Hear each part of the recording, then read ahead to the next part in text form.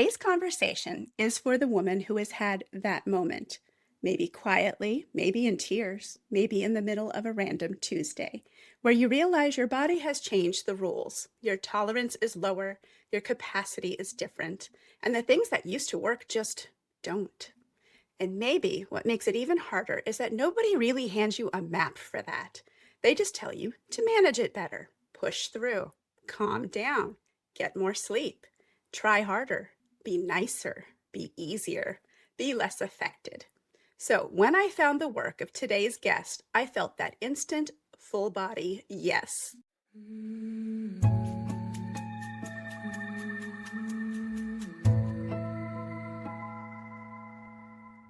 Welcome back to the Comeback Show. I'm your host, Jen Fast. I'm a midlife reinvention coach and mentor, and like my guest today, I'm not very ladylike. I'm pleased to introduce Tracey Willingham, also known as that Hormone Girl. She's a hormone health advocate, a social worker, and the host of the That's Not Very Ladylike podcast, which honestly may be one of the best podcast names I have ever heard. I first found her through her newsletter, Surviving the Hormone Shit Show, and immediately felt how clear and bold and refreshingly unwatered down her voice is. She talks about hormone health, yes, but also self-trust, advocacy, emotional load, work, relationships, and what it means to stop shrinking yourself just to stay comfortable for everyone else. And that's why this conversation felt so aligned. Because this is not just a conversation about hormones, it's a conversation about midlife, burnout, identity, self-trust, and the deeply unladylike act of finally telling the truth about what hurts. Tracey, I'm so glad you're here. Thank you. I'm so excited to be here. I'd love to start with your story because I always think women can feel the difference between someone teaching from a distance and someone speaking from lived truth. What led you into this work personally and professionally? So, professionally, I was a vice president of programs for a nonprofit, and we were serving cancer patients, survivors, and caregivers. And it was very fulfilling, but I also had a team of 31, and I was not coping well. And then I started to notice perimenopausal symptoms coming on. And so that made the work just so much worse. And so I started going to doctors here in my local community, and everybody kept saying, it's not my area, or I do this, but not that. And I was just getting so frustrated because I'm like, there's got to be a better answer for this. And as time went on, I realized there's no answer, and not to the level that I needed or wanted. And I started talking to my friends who were all having the same experiences. And so I went home and talked to my family and said, I want to quit my job. And I want to get some certifications and add it to my social work. And I want to show up. And I think the thing that I saw lacking was, I was just trying to get help with the physical symptoms.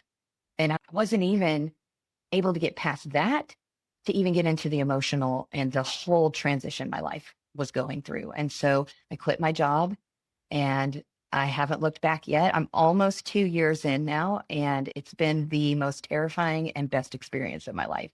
Well, I could resonate with that as someone who has suddenly quit her job in the middle of perimenopause to start over. I'm only 6 months into my journey, but it is a wild ride. It's a good one.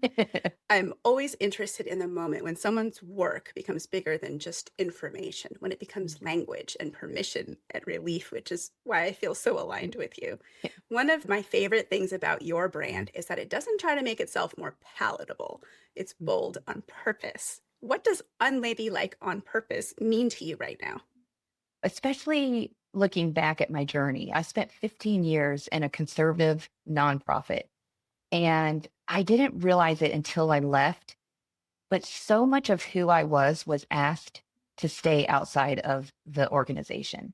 And so I've always been a little bit of that person who doesn't have a filter, who asks the questions, who feels things, not inappropriately, but I might have some thoughts in a meeting. I might disagree with my coworkers. And that was very discouraged. And so when I got out and started on my own, I realized I have a lot to say. It's not always going to be comfortable, and I'm okay with that because I want to talk and work with the people who feel like me. I'm not for everyone. And there's no permission for that. I kind of had to give myself that permission to say everything you've been taught, everything that everybody tells you you can't say it, say it. And you're going to offend some. But boy, what happened when I started doing it? My health started improving. I started feeling more satisfied in my life because I wasn't hiding who I was. And I had to spend some time healing from that messaging I got for 15 years, like that there was something wrong with me or that I was too much in the room or who was I to think in my 40s I could quit my job and start a whole new thing. So a lot of what I'm talking to women about, I've either gone through it or I'm still going through it. But yeah, being unladylike on purpose is just, I'm not subscribing to what society or people think is best for me. I'm going to do what's best for me. And if I make you uncomfortable, then we just shouldn't occupy the same space. You know, I love that because so many of us are taught to be good girls, long past the point where being good is actually costing us something. Yes. I had a similar experience, but in a different kind of organization. I was in corporate for 30 years, and the last company I worked for was actually a very liberal and supportive and open environment. And I was actually in charge of belonging programs, of helping people feel like they belong. I was in That's HR. amazing. And yet we were talking to employees about being able to bring your whole self to work. But when I tried to do it, I felt like they would say, but not like that, Jen. And also being raised as an Asian woman, I'm from the Philippines, we're taught to be quiet and sit down and don't rock the boat and stay in your lane. And yet in corporate, I'm being encouraged to use your voice and stand up and like be more assertive. But it felt like every time I tried to do that, I got pushed back. And so that disconnection was so stressful to It me. is. And it's so Yeah. confusing. It's just, yeah, you don't know where you can be yourself. And there were times where I was even like, what's wrong with me? There must be something like, or maybe I am too much. And I realized, no, it's them. Maybe it's the system that's Yes. set up so that none Yes. of us can win the game, right?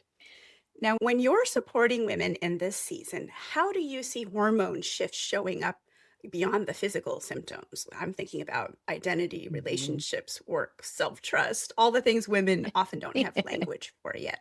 Yeah, I think, and I'm so glad you asked this because, when I first got started, I was all in on physical.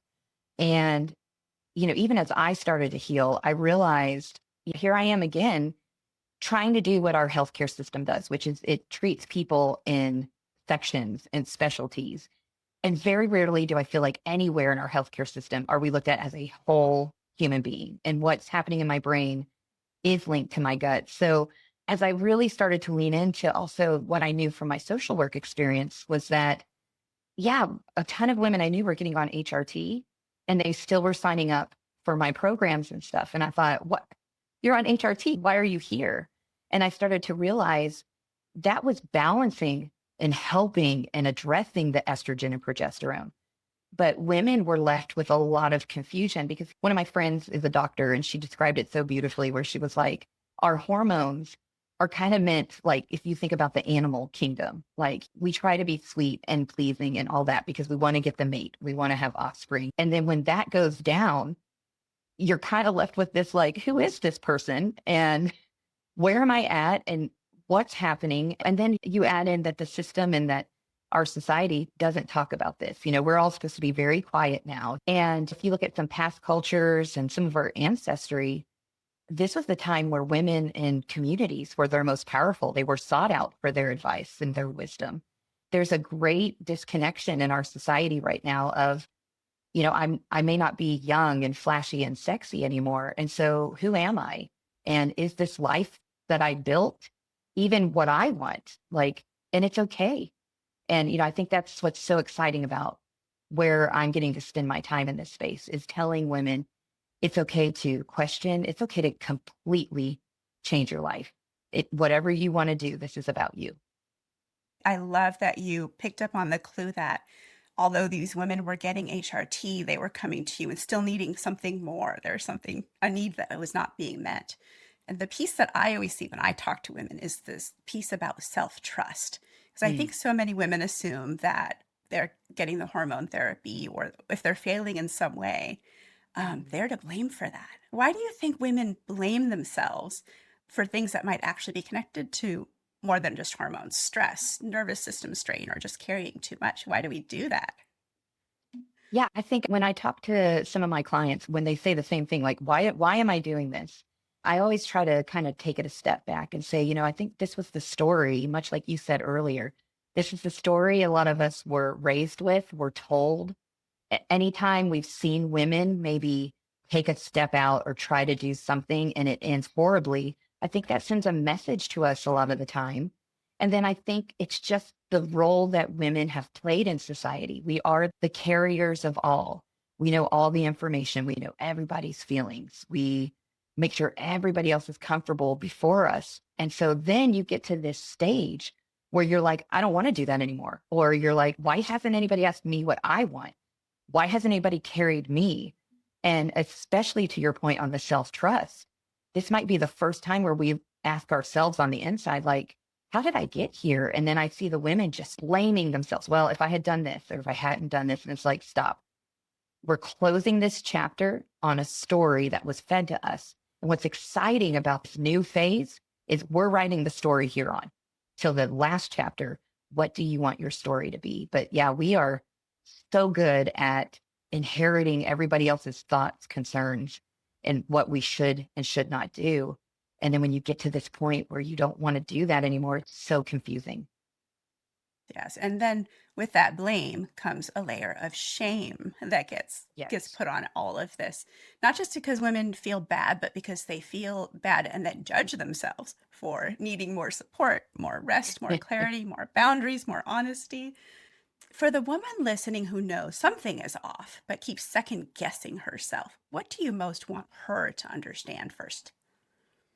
I love this question. This is probably one of my favorite questions. And it's something that I've been really working with women to understand is we label all the physical parts as symptoms. And so I'm trying to get women to understand all these emotional, conversational, relational, they are symptoms as well. And so I think we can look at the second guessing, the self questioning. It is a symptom of this transition, of this point in our life. And it's a symptom that's, no matter where it came from, it's here and it's real. And so now, we are at this point where we're allowed to say to ourselves, you know, I don't want to second guess anymore. I want to lean into what I know my truth is. And it's going to be hard for those that have grown comfortable. I coach a lot of women who are like, my marriage right now is not the best because my spouse, my partner is like, who is this person? My children think I'm this horrible mother. And so when I get to work with women, I'm like, that's that second guessing of if I do this, if I lean fully into who I know I want to be, what's that going to do? What's that ripple effect? That is a big symptom. And it's why I'm here in this area to talk about it, but also to kind of lean into that boldness to say, do it anyways. And, I can't promise you relationships are going to make it, friendships are going to make it, but why does everyone else get the chance to have this awesome life? And you kind of have to just go with the flow. No more. What do you want to do? And let's do it. I think even once things start to click, once they've got a little bit of language and some self recognition, the next question often becomes, how do I actually speak up? And so I'd love to hear from you. What does speaking up look like in real life? I mean, with doctors, with your partners at work, with family, but even with yourself. Yes. So one of my lines when I start working with women is that 50% of this work, I believe, is just working with yourself and your own awareness. That's where all of it's going to start. And that's where the permission starts. That's where the I want to do this and where the acknowledgement lives. And then the other 50% is learning how to navigate that with others who either are used to the old you, or especially one of the areas I spend a lot of time talking about is the healthcare system, because I was in it as a social worker. I was paid to advocate for others. And so I see this all the time where women are just like, I tried my best. I went into my doctor and they shut me down.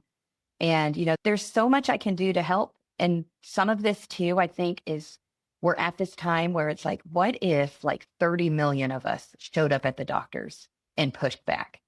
Right now, if it's just one or two of us, it's not a movement. But what if we change the healthcare system by saying no more?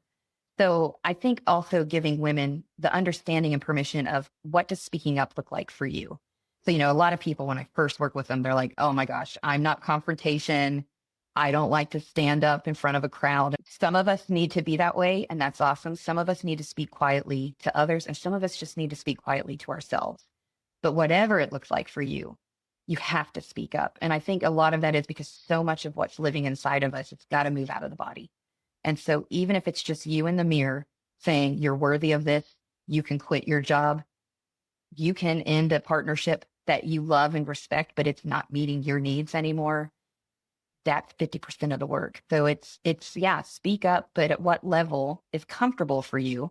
Now, some of the women I work with, I will push a little and be like, you think you could have one conversation with somebody you've been putting off, and I'm going to help you get through it. But we're not really always given the permission, much like you said, to speak up. And when we do, it needs to be very pretty and very proper. So yeah, it's working with women to understand we have the right to say what we need to say at the level you want. Yes, I'm glad you brought up like how to speak up in a medical space. For me, my whole journey kind of started and ended in the doctor's office. And it was a real pivotal moment because I have been slowly gaining weight all my adult life, like many of us do. And I can remember each year going into my physical exam and the doctor always bringing up, no matter which doctor it was, you need to lose some weight. And for me, I was just like, I know if it was that easy, I would have done it by now. And they're like, you should just exercise more. You should eat less. I know all that. But again, if it was that easy, I would have done it by now. It was finally after years of that, I had gained 60 pounds and I'm only 5 feet tall. So that has an impact on my health, right?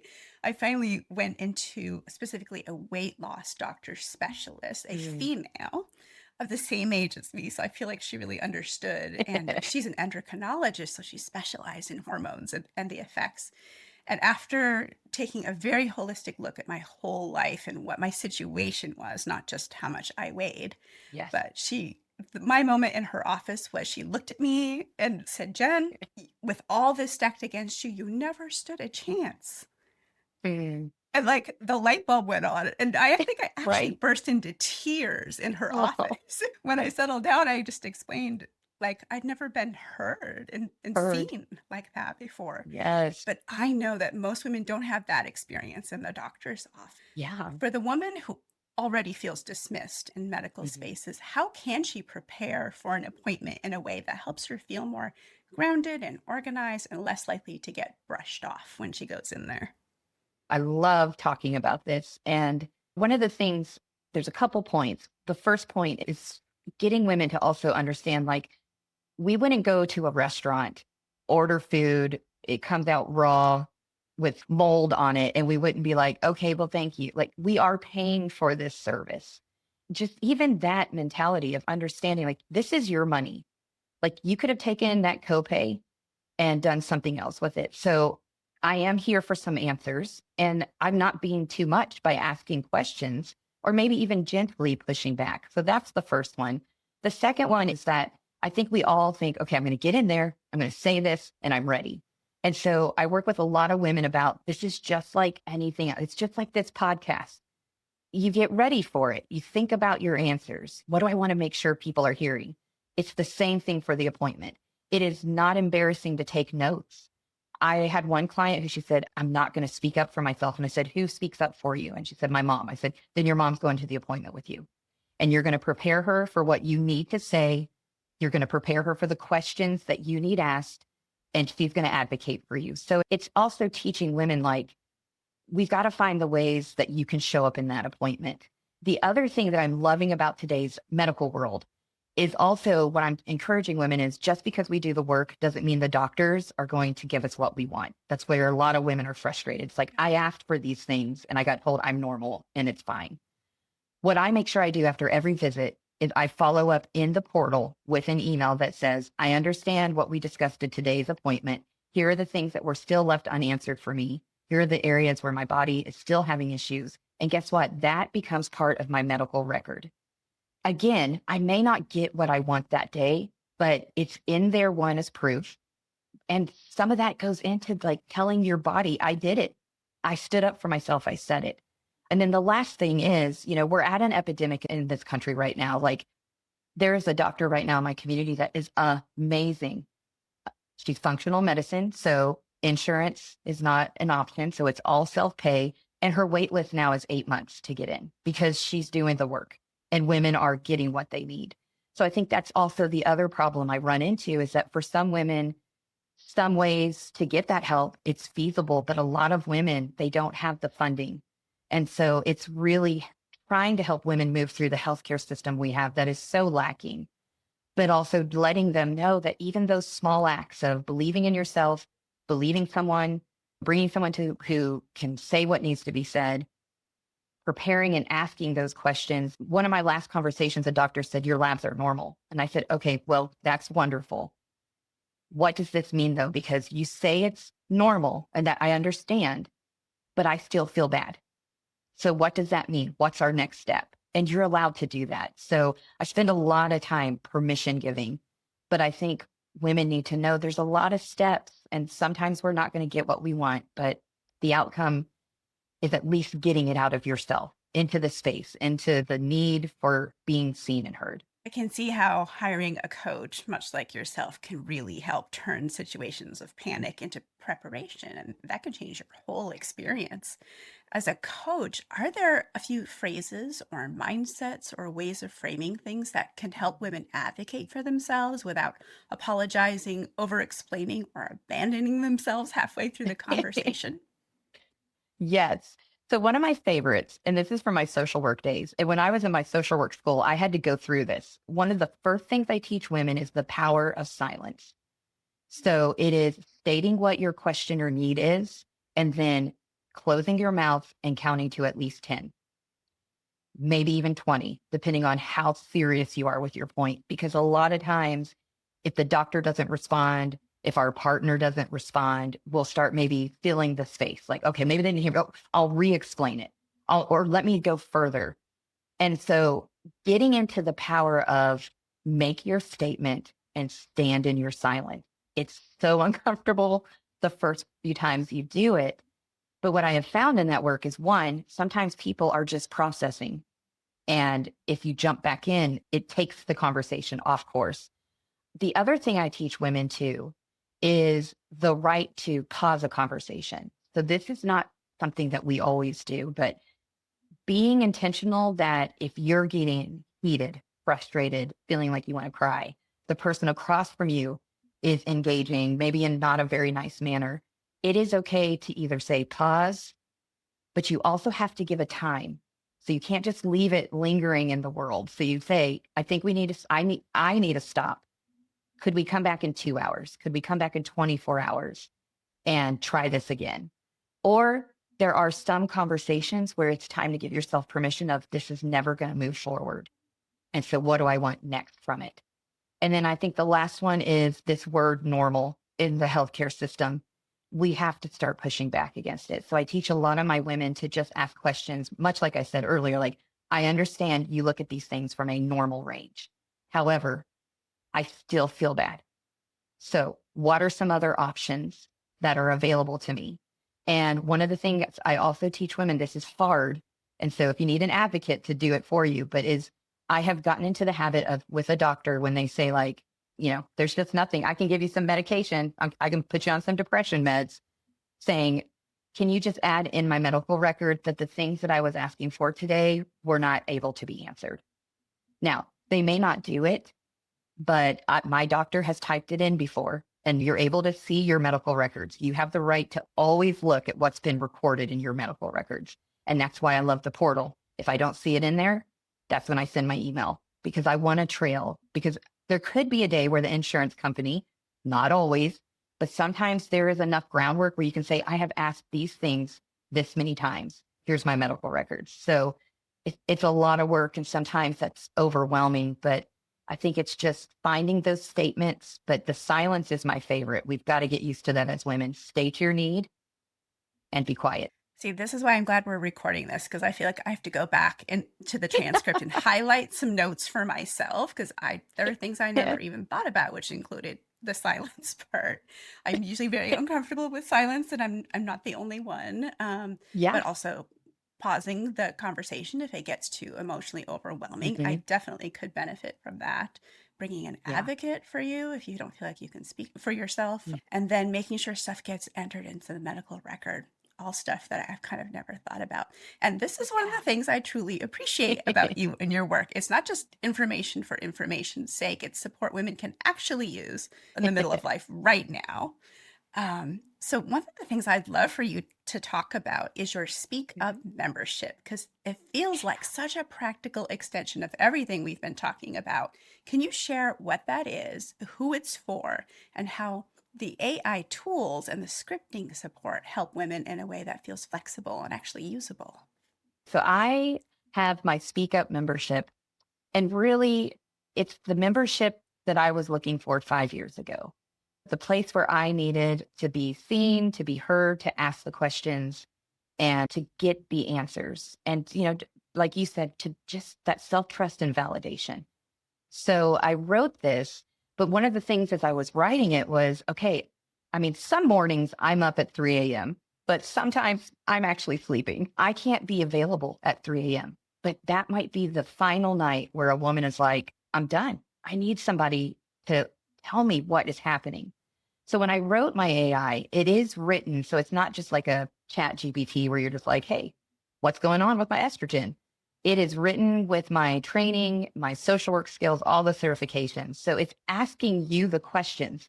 So you don't have to put in, I feel like this. It's going to ask you certain questions. It asks you, which phase are you in? Are you perimenopausal? Do you have difficult periods? Do you have a surgical menopause? And now you're suddenly, life is totally different. And so I wrote those AI coaches to be available when I'm not. But I also show up in my membership, and that's really important to me. So you can ask me a question a week. I show up in some audios. I have forms you can submit, like I'm stuck, like your AI helped me, but now I don't know, or I need some accountability. Well, you can fill out this form and say, I'm not doing good about drinking my water. Can you check in on me in a week? Because that was the other thing that was really important to me is I just didn't want it to be one of those memberships you come into and then you're like, hello, and nobody's there. So it's half AI support to get you to move through, to get those action plans in place. But I'm in there too, because I also realize AI is only going to take you so far. And sometimes you need a real person to say, yeah, you know what? You did everything the coaches said and you're still stuck. So now let me offer you some solutions. And so the membership was important to me because I do some individual coaching, but one, I wanted to make an affordable access for everyone. That's my little social work heart coming through. But two, I still wanted you to feel like you do get some coaching elements in there, and I can touch so many more lives in a membership. And then the last thing is there's that community. So there is other women in there saying, I have that too. And I love telling them there's no weird questions. There are so many funky symptoms during this midlife transition. And so you can ask me any question, and I guarantee you, if I haven't asked it myself, another woman has. And so really normalizing, here's a space where we can show up and you can say the things. You can say things like, I don't like being a mom today. I don't like being in a relationship. I hate my job. And we can normalize that and talk about what is happening. So there's a monthly theme, but there's other themes in case one doesn't hit. But most of the time women are just like, oh, I feel like you see me. And I'm like, I do see you. And I'm still going through some of this. So it's not one of those where you come in and I'm like, this is what you should do. I tease a lot where I'm like, I say I don't respond at 3 a.m., but there's some nights where I probably could because I'm sitting in my bed wide awake as well, because I'm still going through the transition myself. I'm terribly jealous because of the number of times I've said, I wish I could clone myself. And you found a way to kind of do that with AI. But I'm happy because it allows you to scale the number of people that you can help. And we need your help. I might be looking into your membership next. But the other piece that I We'd like love to is have you. oh, awesome. Look, the piece that I really appreciate is the flexibility inside of it, because especially at midlife, as women, we do not need one more thing that feels like rigid or performative or like I'm failing if I don't do it perfectly.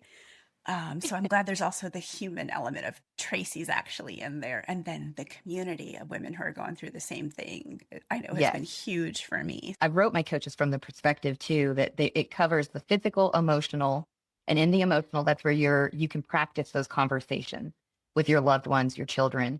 But then I also have two others. One is for healthcare that helps you get ready for your doctor's appointment, and then a workplace one. So if you're having problems with colleagues, and it also has some advice in there on like, when is it HR appropriate? When is it not? And I've worked in some environments where HR was just toxic. It wasn't safe. And I've worked in other ones where it is. And so I think having that realistic vibe of if your HR isn't necessarily safe, how do you get through some of these? When I first said I wanted to quit my job, it was really 7 months later when I quit. So sometimes we have to quietly quit before we can actually walk out the door. I'm so glad you mentioned that because those four components I feel like are really big for women. Really big, and that's what differentiates your membership from others that I've seen. As someone who has worked in HR, I absolutely agree with you that not all HR departments are the same. So if someone's still in the workforce and they're having to deal with that, I think it is important for them to know that HR is supposed to be there to support you as an employee, but make no mistake, they work for the company. I'm so glad you need to said be that. I there. say that all the time and people hate on me, but I'm like, they're there for the agency. They're there to do mediation, but you got to know at the end of the day, they're there for the agency. So I'm glad that you said that. It makes me feel validated. Yeah. Thank you. It is absolutely validated. And I'll tell you, my fellow HR professionals, their hearts are in the right place and they really want to Mhm. help, but their hands are tied by company Right. policy and sometimes the Yes. law. They have no control and can't offer you exactly what you need Mm-hmm. sometimes. So just keep that in the back of your mind if you're dealing with Yes. HR. And not everyone can just blow up their whole life and walk away like I did. It took you 7 months to leave. I Right. did it in 2 days. I had no plan. I had no nest egg. I just did it, but not everyone can do that. So I think it would be great to be able to Right. work with a coach like you and help kind of plan out some actionable steps Right. for what you're going to do to manage your health going forward and maybe make a big life change. So before we wrap up, there is one question I always ask all my guests, and it's this. If our listeners walk away with only one message from today's conversation, what do you hope that is? I hope the message is that whatever you're experiencing right now, it is real. And the sentence I use with all my clients is it doesn't have to make sense to exist. And I mean that about your dreams. I mean that about your life and what you want next, your emotions, your physical symptoms. It doesn't have to make sense to anyone else. And just because maybe it's not what everyone else is experiencing doesn't invalidate it. Like it's real to you. So I hope that's something you hear today is whatever you feel right now, it's okay. And it can be scary. Some of the thoughts we have in this, it's like the most freeing. I call it second puberty. So you think back to your sweet little, teenage self as you were going through puberty. But it's a time where you're allowed to sit like everybody knows, like you're trying to find your independence and who you are and who your friends are and what do you want to do with your life. And that's what I want this midlife to be for women. This is our second puberty. So who do you want your friends to be? What do you want to do? Who do you want to be? You can totally reinvent yourself. And so if you take anything away today, whatever you want, whatever you're feeling, it's real. And I hope that if no one else sees it, please come into my world because I will see it and we will see the realness. One of my favorite things when I was doing social work, they always would throw these role plays at you. And one of my professors, when it was my turn, he was like, okay, here's your client. She came in today and she tells you she was raised by a pack of wolves. And I was like, what do I do with that? And his word was, he goes, it's real to her. So therefore, it will be real in this session.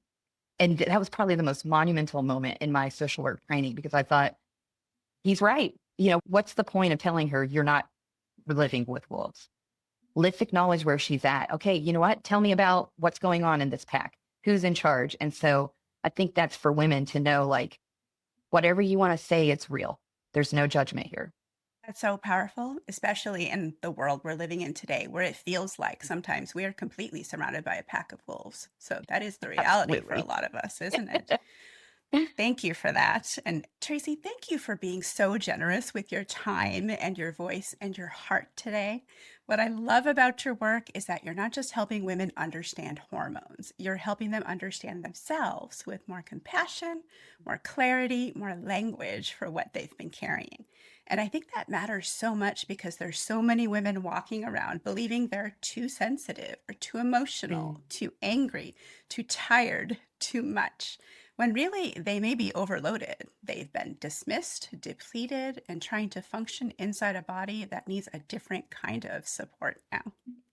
If this conversation resonated with you as a listener, I really encourage you to connect with Tracey, explore her Speak Up membership, and follow her work. I will link everything in the show notes for you. I'll also share how to connect with both of us through social media, and you can always reach me by email at info@reinventionwithjenfast.com. If you'd like to be a guest on this show, I'd love to hear from you. If you enjoyed today's show, please make sure you're subscribed. Share it with a friend who needs to hear these messages, and consider leaving a 5-star review. Those go a long way towards helping other women find us. And if this episode hit something tender in you, you're not failing, you're not making it up, and you are not too much for needing a new way forward. Thanks for being here. I'll see you next time on The Comeback Show.